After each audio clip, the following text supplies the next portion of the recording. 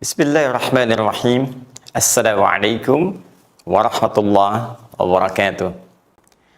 Saudara-saudariku, apa kabar?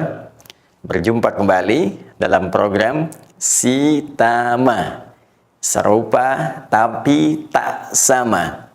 Program untuk mengkaji kedalaman bahasa Al-Quran yang terkadang saat menampilkan diksi yang berbeda, namun seringkali diterjemahkan dengan makna yang sama pada mushaf terjemah yang sering kita baca.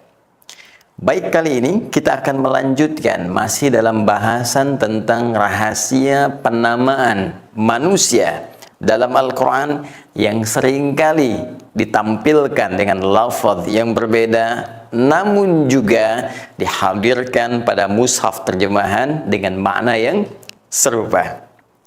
Pertemuan yang lalu telah kita uraikan tentang rahasia kata al-ins. Sebelumnya di edisi perdana kita tampilkan tentang kedalaman makna bashar.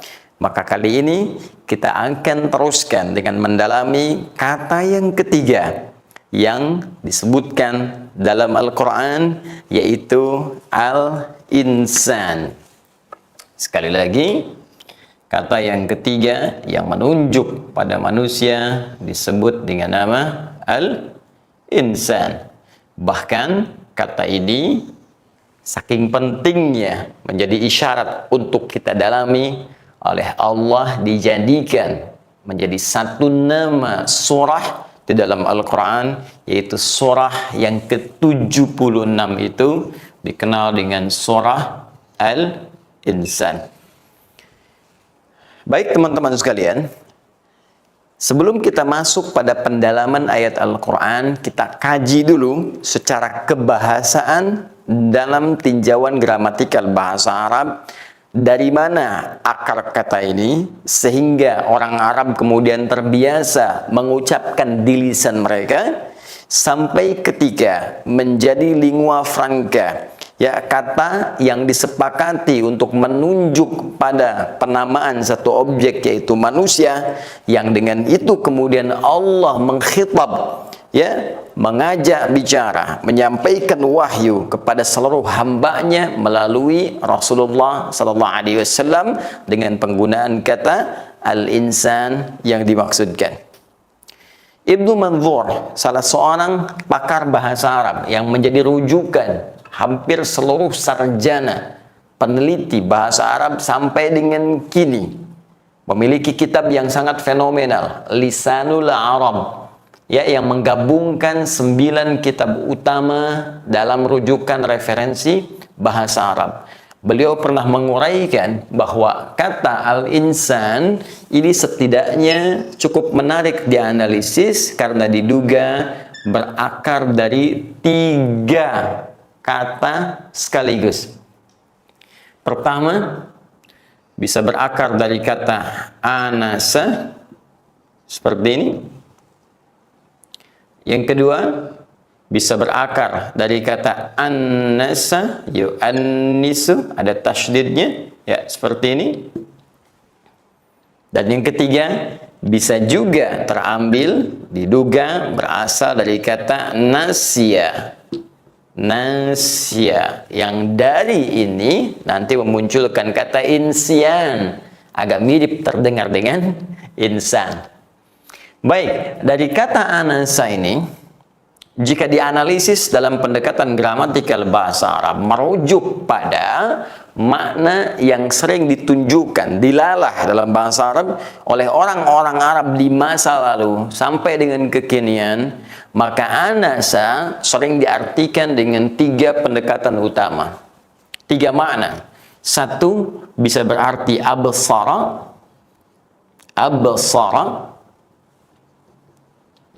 kedua, bisa berarti alima, dan yang ketiga bisa berarti istadzana. Baik, kita bergerak cepat teman-teman.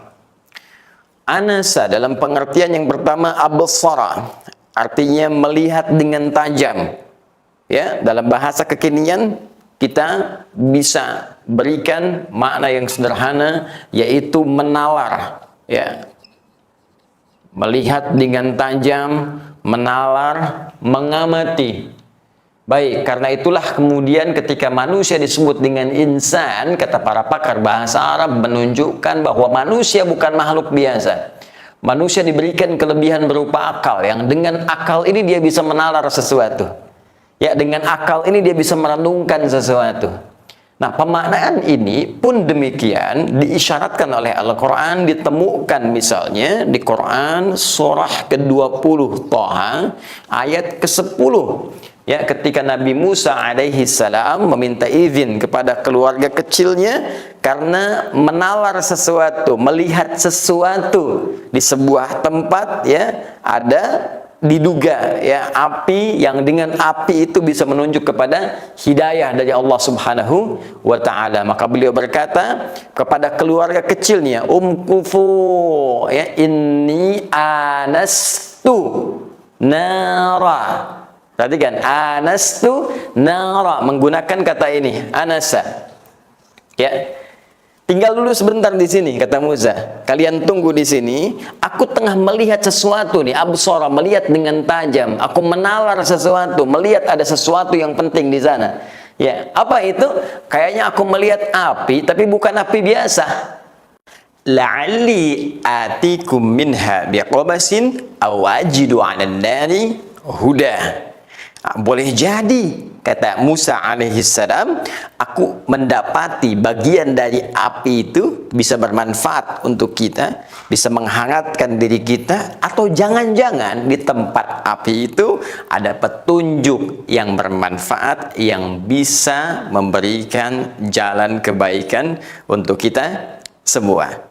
Syahidnya, dalilnya, petunjuknya yang kita dapatkan di ayat ini, bahwa Nabi Musa alaihissalam ketika mengungkapkan dirinya sedang menatap tajam sesuatu, sedang menalar sesuatu, diungkapkan oleh Al-Quran dengan turunan atau derivasi kata anasa yang ditambah hamzah di depannya untuk menekankan nalar yang sedang dihadirkan oleh Musa alaihissalam. Anastu berasal dari kata anasa tambah hamzah lagi di depannya atau alif, ya, sehingga ketika disatukan menjadi anasa untuk memberikan penekanan makna pada sifat nalar yang telah ditunjukkan oleh Allah Subhanahu wa ta'ala. Inilah anugerah pertama yang seakan ingin diisyaratkan oleh Al-Quran, bahwa manusia disebut dengan al-insan, memberi kesan bahwa manusia punya nalar yang tidak biasa. Manusia punya cara pandang yang tajam. Manusia punya daya analisis yang kuat. Itu yang membedakan manusia dengan makhluk lainnya, terkhusus hewan. Baik, satu. Dua, anasa juga bisa diartikan dengan alima. Berarti sesuatu yang didasari dengan pengetahuan. Bahasa singkatnya, mengetahui. Sesuatu yang disandarkan pada knowledge, ya, pengetahuan. Kita ambil contoh. Misal, di Quran surah keempat, An-Nisa, di ayat yang ke-6, ya, ketika akan masuk ke pertengahan ayatnya, ketika Allah meminta para pengasuh anak yatim yang menguasai hartanya ingin memberikan harta anak yatim itu, maka uji dulu bagaimana kemudian anak itu telah mampu bisa membedakan antara kebaikan dengan yang tidak baik, mampu mengolah harta dengan baik, mampu merencanakan sesuatu dengan sempurna. Maka ketika Allah memberikan ajaran kepada pengelola harta itu untuk mendapati dan mengetahui kemampuan anak itu, kalimatnya menggunakan kata turunan kata anasa. Fa in anastum minhum rusyda.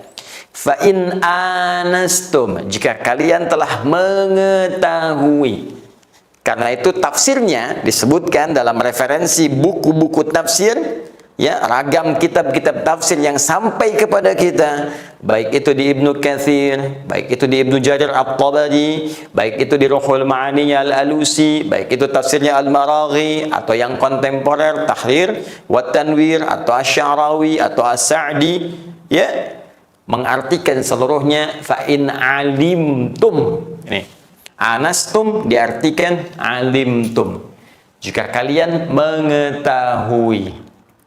Kata alima dasarnya dari kata ilmu, ya, ilmun, artinya pengetahuan. Seakan-akan memberikan kesan bahwa setiap manusia itu bukan makhluk biasa, tapi manusia disebut dengan al-insan karena punya dasar pengetahuan yang kuat, karena punya potensi pengetahuan yang mendasari setiap aktivitasnya. Karena itulah teman-teman sekalian, Allah bahkan memerintahkan kita agar jangan sampai mengambil sikap, merespon sesuatu tanpa dasar pengetahuan yang kuat. Buka Quran surah ke-17 misal, ayat ke-36. Ketika Allah menyampaikan, wala taqfu ma laisa laka bihi ilm. Inna as-sam'a wal basara wal fu'ada kullu ulaika kana anhu mas'ula. Jangan sampai engkau mengambil sikap, mengambil keputusan, mengikuti sebuah langkah tanpa dasar pengetahuan untuk mewujudkan semua langkah dan sikap dimaksud. Jangan mengeksekusi sesuatu sebelum tahu dasar ilmunya. Sungguh semua sumber pengetahuan, baik itu pendengaran, sumber pengetahuan, ya, penglihatan, sumber pengetahuan, akal, nalar, sumber pengetahuan. Semua itu akan ditanya oleh Allah Subhanahu wa taala ketika engkau mengambil sikap yang salah tanpa dasar pengetahuan. Seakan Allah ingin mengecam orang-orang yang mengerjakan sesuatu tanpa ilmu. Bahkan saking pentingnya ilmu dilekatkan dengan identitas nama kemanusiaan kita. Seakan Allah ingin mengapresiasi manusia beda, manusia makhluk berilmu. Dasar setiap sikapnya pengetahuan, berbicara dengan ilmu, mendengar dengan ilmu, menatap dengan ilmu. Itulah manusia. Bahkan yang paling menarik, ketika Allah pertama kali menurunkan wahyu kepada Nabi Muhammad SAW, dasar wahyu pun selalu dilandasi dengan nilai pengetahuan. Bagaimana kita bisa mendapatkan pengetahuan? Bukankah jalan pertama kalinya dengan membaca? Ya kan? Bukankah baca bahasa Arabnya qara'a yang standar, perintahnya iqra? Perhatikan ketika Allah menurunkan ayat iqra, wahyu pertama itu yang disepakati oleh para ahli tafsir. Iqra bismi rabbikal ladzi khalaq. Bacalah Muhammad sallallahu alaihi wasallam, ya, baca itu dengan dasar atas niat, dengan kesungguhan karena Rabbmu. Niatkan semua karena Allah Subhanahu wa taala yang begitu mudahnya menciptakanmu. Ya, menciptakan kamu saja begitu mudah, apalagi membuat kamu bisa mengikuti bacaan. Niatkan karena Allah, semua yang diniatkan karena Allah akan menjadi mudah. Tapi ayatnya belum selesai. Khalaqal insana min 'alaq. Masya Allah. Allah tidak mengatakan khalaqal ins, khalaqal bashar, tapi mengatakan khalaqal insana. Kata insan di ayat ini dipadukan teman-teman sekalian dengan nilai dasar pengetahuan, membaca, menyaring informasi. Bukankah pengetahuan lahir dari sebuah data? Bukankah data kemudian ditransformasikan menjadi sebuah informasi? Bukankah informasi data didapatkan dari bacaan?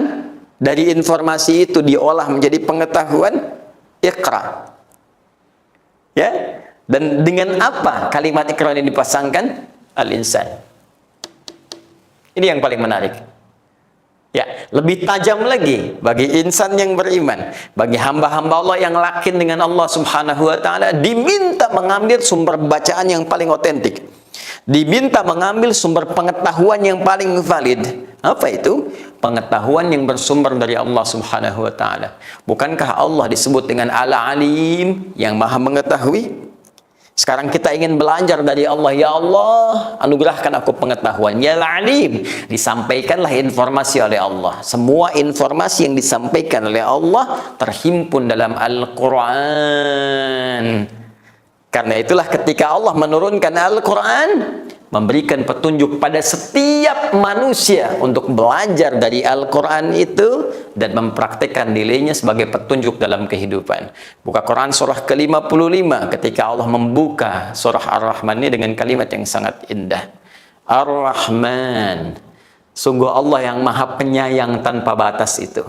Allamal Quran, ya, telah mengajarkan Al-Quran, menyampaikan isi Al-Quran kepada kita lewat Nabi Agung Muhammad SAW. Setelah itu, khalaqal insan.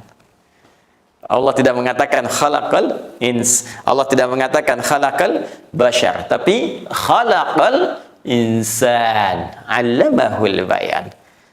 Ya, Allah menciptakan manusia. Yang paling menarik, penciptaan setiap individu manusia itu dilekatkan dengan dasar pengetahuan. Allama, ilmu, sumbernya apa? Al-Quran. Bukankah dulu Arab jahiliyah yang tertinggal itu bertransformasi kemudian menjadi khairu ummah dengan dasar peradaban yang kuat? Dari mana sumbernya? Al-Quran. Bukankah banyak riset menggali ayat-ayat Al-Quran menghasilkan banyak pengetahuan? Dari mana sumbernya? Al-Quran.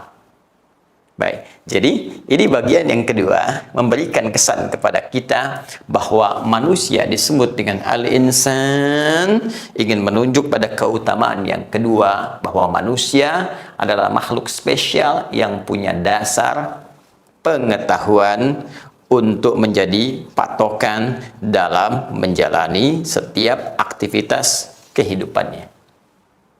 Jelas sampai sini? Oke, kalau jelas, kita teruskan bagian yang selanjutnya. Ista'dzana. Secara singkat, berasal dari kata adzina, ya'dzanu, ditambah ista untuk menunjuk kata meminta atau memohon. Adzina artinya izin, ista'dzana minta izin. Ya, ini anastu minka, aku minta izin kepada Anda. Jadi sama dengan ini ista'dzantu, saya minta izin.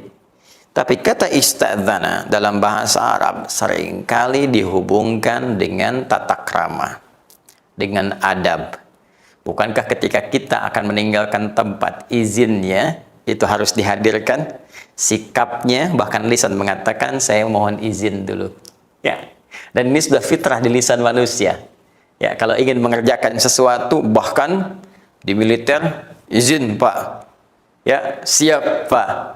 Izin sebentar saat sedang rapat di dunia usaha.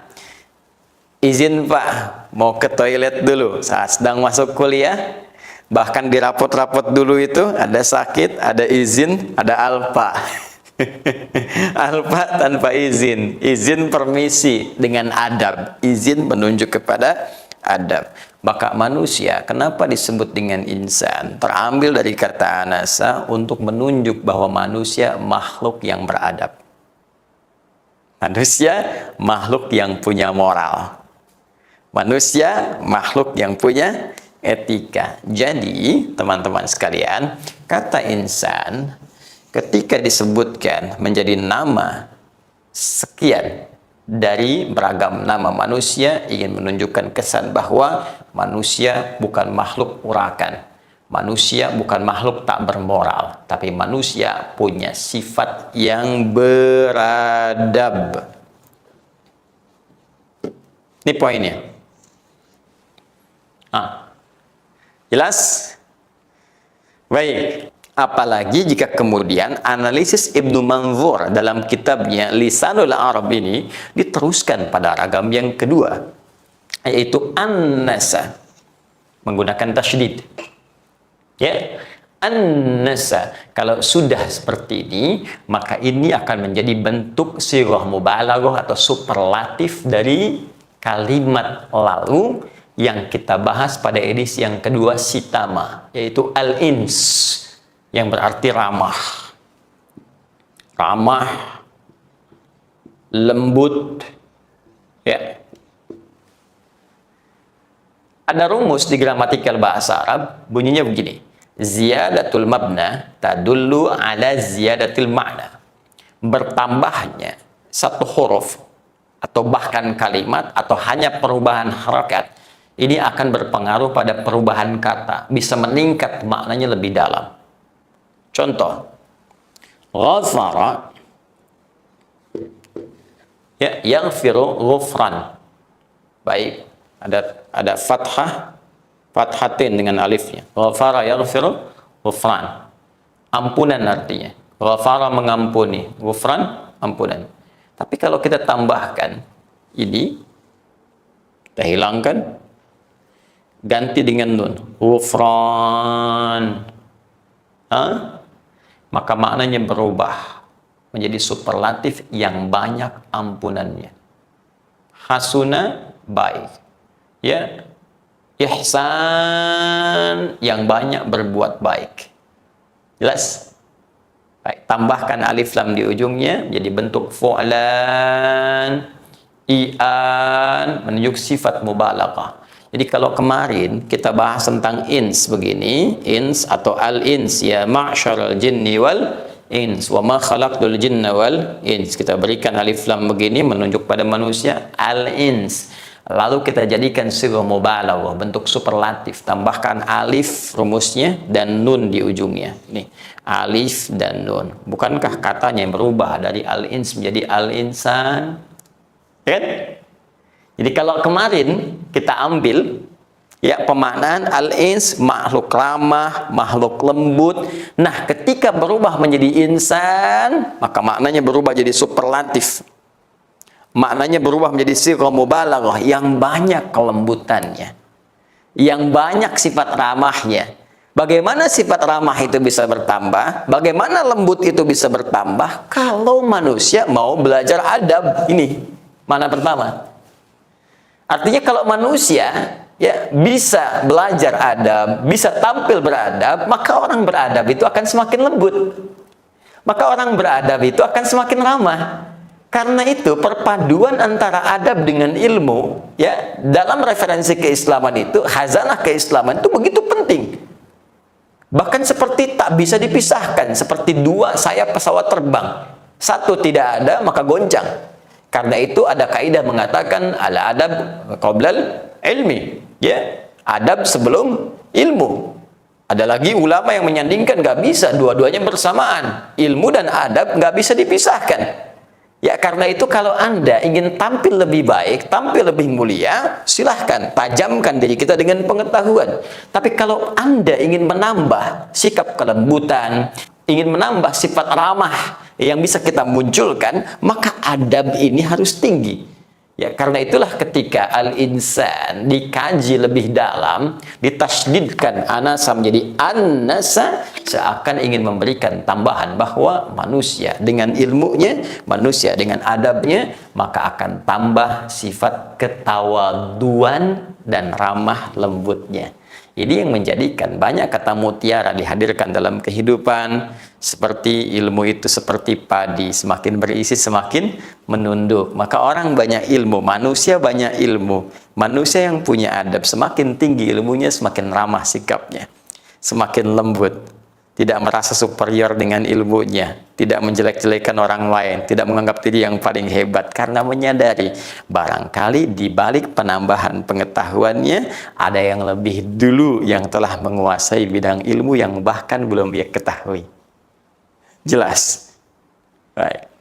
Tapi yang paling menarik adalah jika pemaknaan ini kita teruskan pada makna yang ketiga menurut pendekatan gramatikal bahasa Arab yang disampaikan oleh Ibnu Manzur dalam kitabnya Lisanul Arab, itu bahwa manusia disebut dengan al-insan bisa jadi itu terambil dari akar kata nasya, yang dari kata ini ada derivasi yang mirip dengan insan, yaitu insyan. Ya, insyan itu, ya, insyan tuh, satu insan, yang satu lagi al-insyan, berarti lupa. Ya, nasya yansa itu lupa, nasin orang yang lupa, Nasi, makanan yang dimakan jadi lupa. Ya, itu nggak ada hubungan ya. Nasi makanan pokok kita, tapi bukan dari bahasa Arab. Tidak semua harus dicocok-cocokkan, nanti jadi cocok logi ya. Baik, lihat sini teman-teman sekalian. Nasya berarti lupa. Dari sini muncul derivasinya insyan. Ya, Ibnu Manzur mengamati ini, mengutip pendapat Ibnu Abbas radhiyallahu taala anhuma, sahabat utama, semoga Allah meridhai kepada beliau, yang pernah didoakan oleh Nabi sallallahu alaihi wasallam dengan kalimat yang fenomenal, dihafal sampai sekarang. Allahumma faqihhu fid din wa 'allimhu at-ta'wil. Ya Allah, mohon pahamkan Ibnu Abbas ini, Abdullah ini, dalam semua pengetahuan urusan agamanya, dan ajarkan kepadanya takwil, cara memaknai sesuatu dengan sangat dalam. Ibnu Abbas radhiyallahu taala anhuma dengan kedalaman ilmunya dikutip oleh Ibnu Manzur dalam kitabnya Lisanul Arab, mengatakan wasummiyal insanu insanan, dan manusia disebut dengan insan boleh jadi terambil dari kata nisyan, insyan, yang berarti lupa. Kenapa disebut dengan insan? Kata beliau, li'annahu 'indama uhida ilaihi fanasya. Karena manusia itu seringkali ketika berbuat komitmen dengan Allah Subhanahu wa taala, ketika sudah komit dengan Allah, ketika sudah berjanji dengan Allah, itu sering lupa.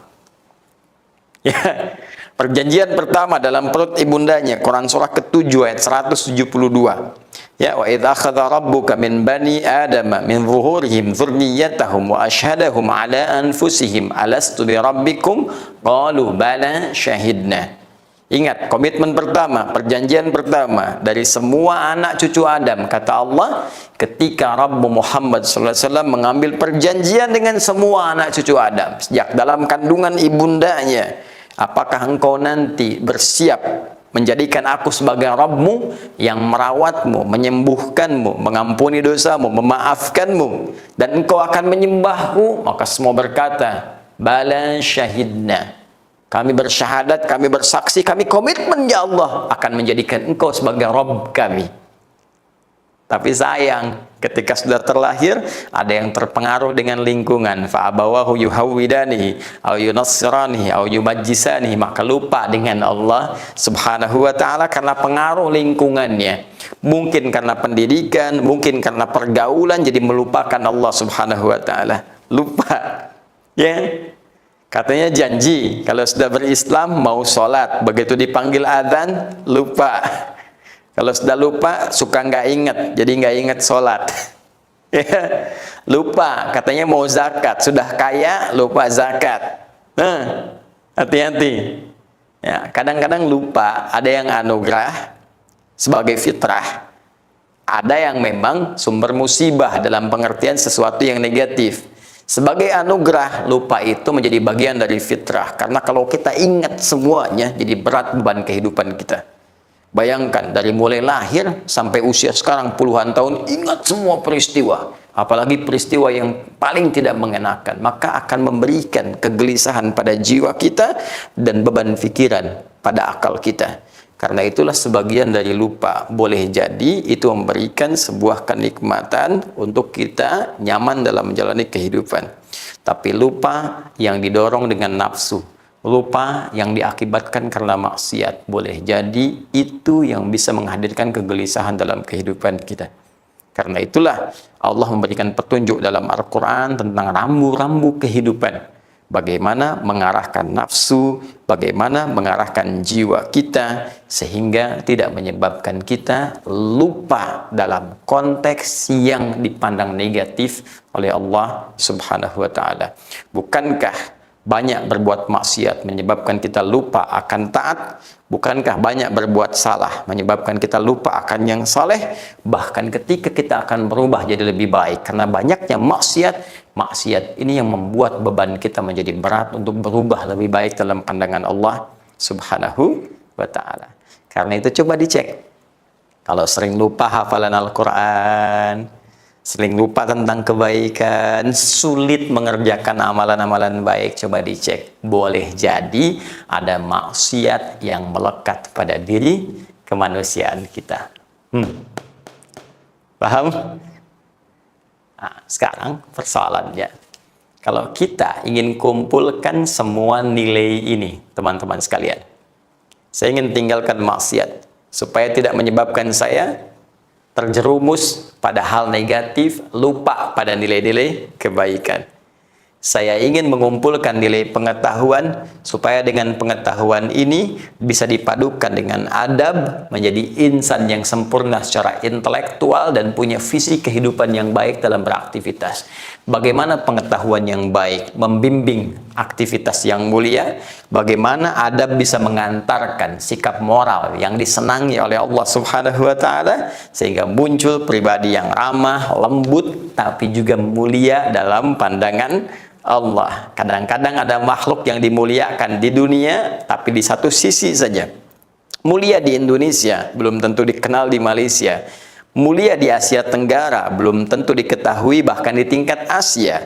Mulia di Asia, orang Eropa belum tentu mengenalnya. Mulia di Eropa, orang Amerika belum tentu memikirkannya. Mulia di Amerika, orang Afrika belum tentu memimpikannya. Tapi kalau mulia dalam pandangan Allah, dunia, akhirat, dia akan tetap sebagai insan yang mulia. Bagaimana jalannya? Ini rumusan terakhir yang langsung ditunjukkan oleh Allah, Khaliqul Insan, sang pencipta seluruh manusia. Baik, mari kita kembalikan dalam rumusan Al-Quran, surah ke-103. Di antara sekian surah paling favorit, selain surah ke-114 karena menjadi surah yang singkat, terlihat tuntutan ayatnya padat, nampak bermanfaat dari segi maknanya.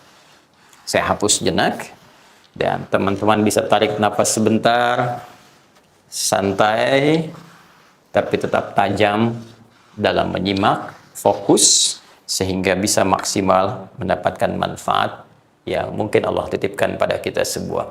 Boleh jadi dari sekian Anda yang menyimak, mungkin dari hasil menyimak itu Allah berikan taufik sehingga bisa lebih paham dibandingkan saya yang menguraikan pada kesempatan saat ini. Baik, yuk kita lihat Quran surah ke-103, surah Al-Asr. Sebelum sampai ke sini, saya ingin turunkan dulu rumusan kata al-insan dari semua pemaknaan tadi. Kalau kita gali, teman-teman sekalian, dan kita sinergikan semua makna tadi, baik terambil dari kata anasa, annasa, ataupun nasya, bukankah keseluruhannya, sinergitas tiga pemaknaan ini menunjukkan arah totalitas dari setiap aktivitas manusia? Ya, tadi kita uraikan, jangan beraktivitas tanpa ilmu. Berarti ilmu itu sebagai pondasi utama yang memberikan pedoman kita untuk beraktivitas.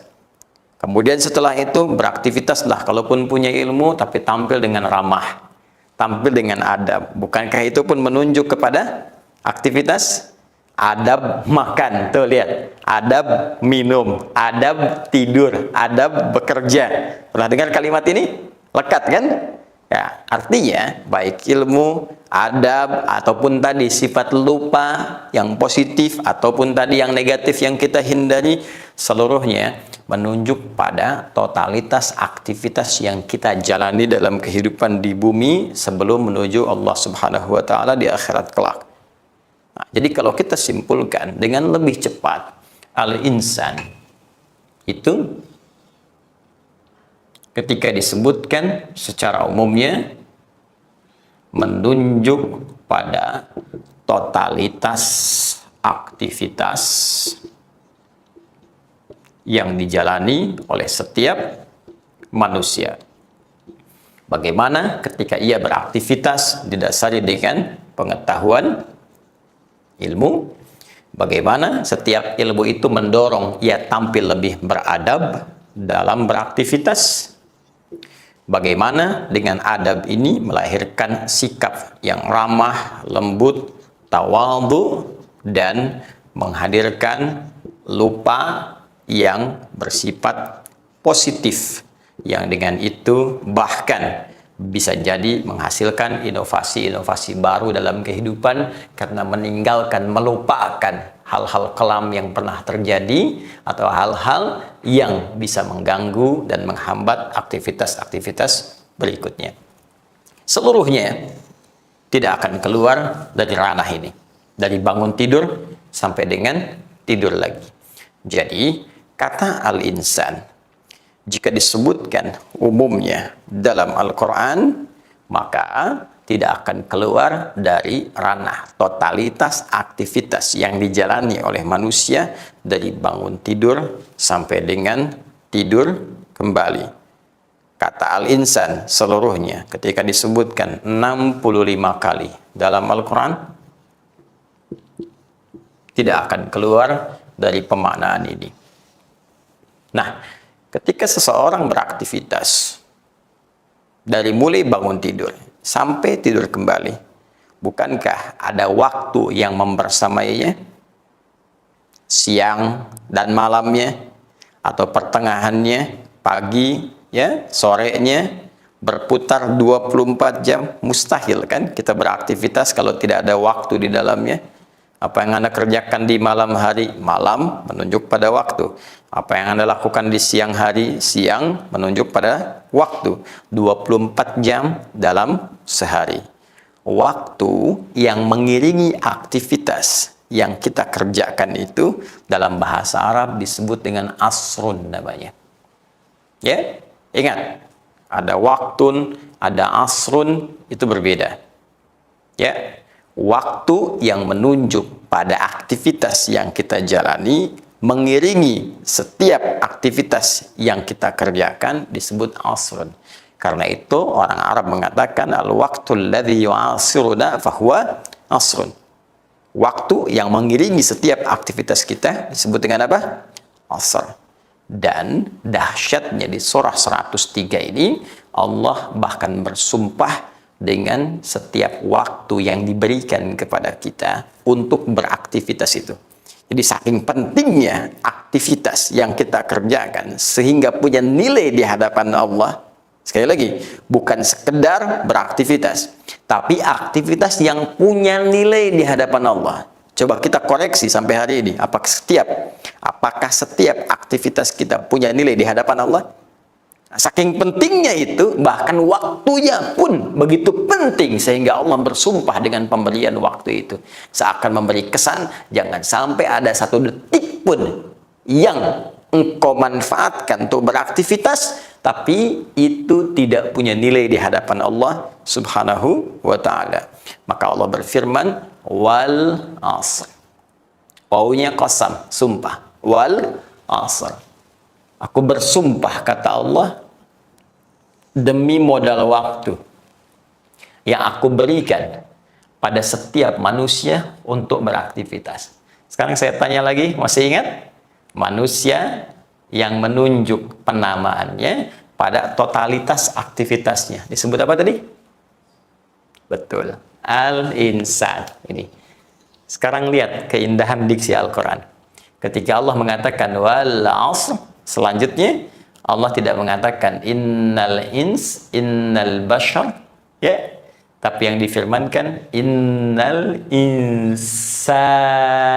Ini sungguh seluruh manusia yang beraktivitas memanfaatkan modal waktu ini lafi khusr, ada di antara mereka yang rugi. Ya, ada yang rugi. Anda berniaga, diberikan modal 24 juta, ya, tiba-tiba pulang-pulang cuma kembali 20 juta. Rugi berapa? 4 juta. Ada yang balik cuma 15 juta. Rugi berapa? 9 juta. Ada yang balik cuma 10 juta. Rugi berapa? 14 juta. Tapi ada yang pulang tekor, bawa utang 10 juta. Rugi berapa? Banyak. Sudah 24 juta tidak tergunakan, bawa kemudian tagihan 10 juta yang harus dilunasi sebagai utang. Sama persis. Allah berikan kita 24 jam supaya punya nilai ketika dibawa pulang kepada Allah Subhanahu wa taala. Ingat, dunia ini sementara. Sementara saja. Dan itu dibuktikan baik lewat pendengaran, pandangan kita, realitas yang kita hadapi. Bukankah semua kita akan pulang? Meninggal. Kalau bukan hari ini kita menyolatkan, bukankah besok lusa kita akan disolatkan?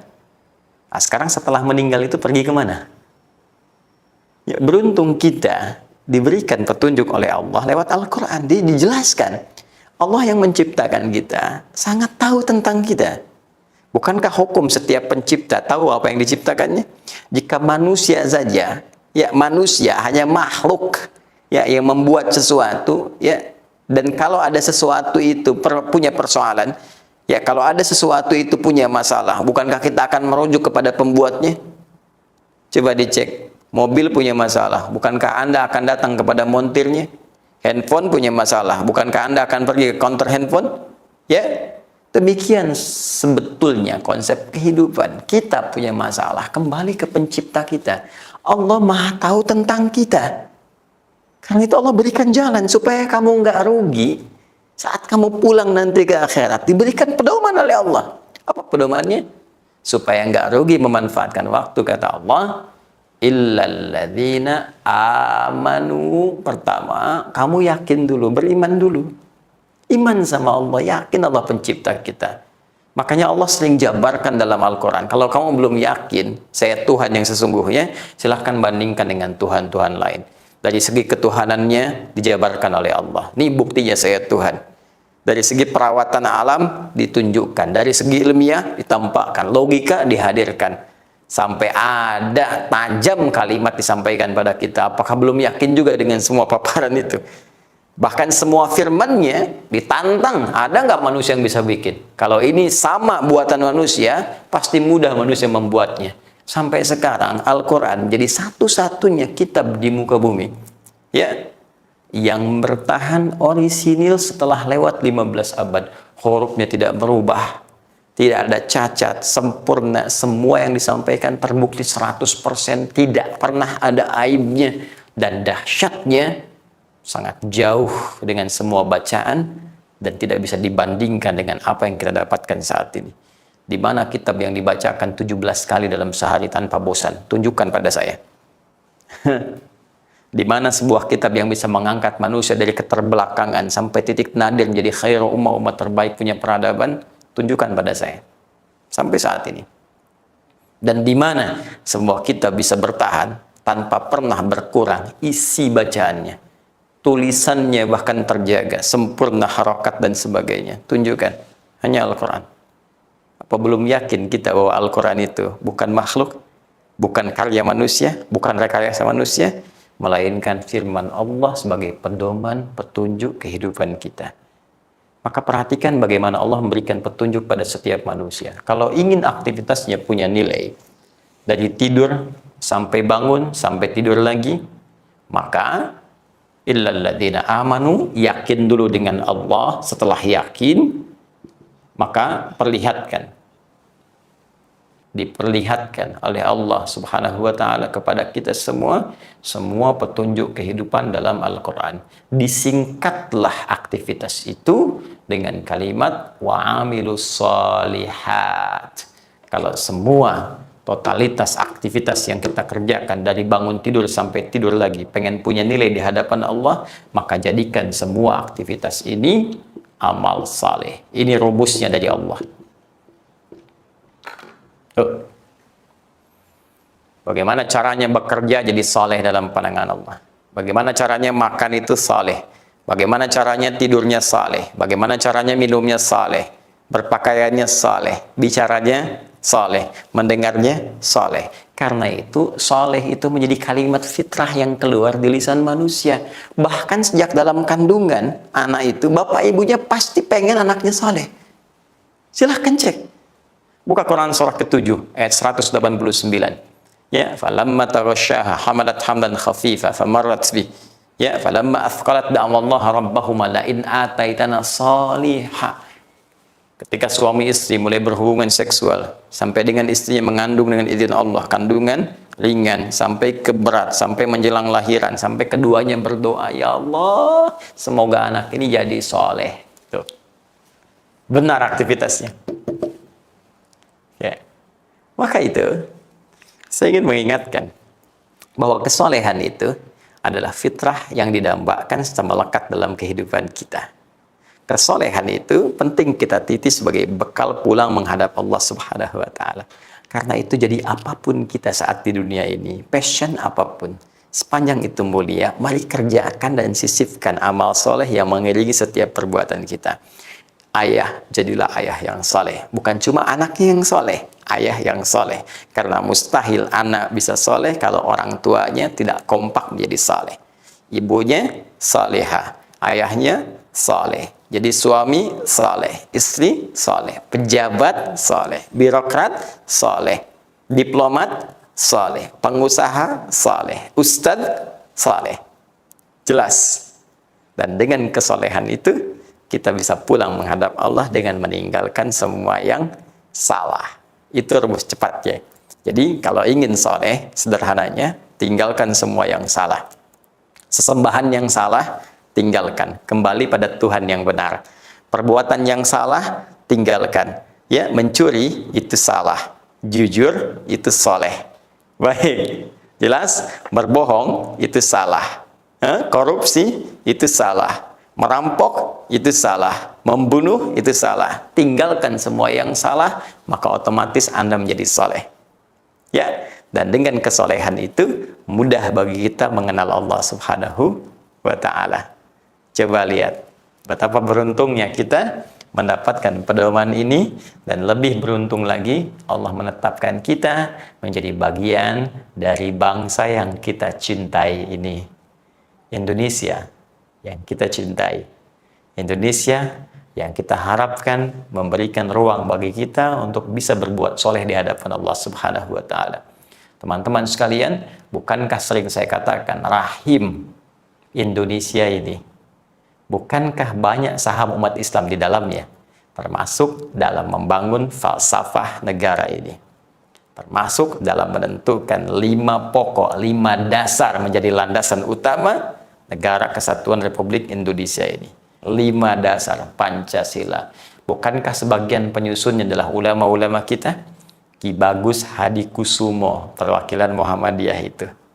Kiai Haji Abdul Wahid Hashim, ya, perwakilan dari Nahdlatul Ulama itu.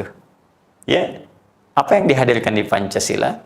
Bukankah rumusan pertamanya ketuhanan yang Maha Esa sebagai gambaran dari sikap kebangsaan kita yang diiringi dengan nilai-nilai ketuhanan yang dipertajam lewat turunan Undang-Undang Dasar itu? Ya, di pasal ke 29, ya kan?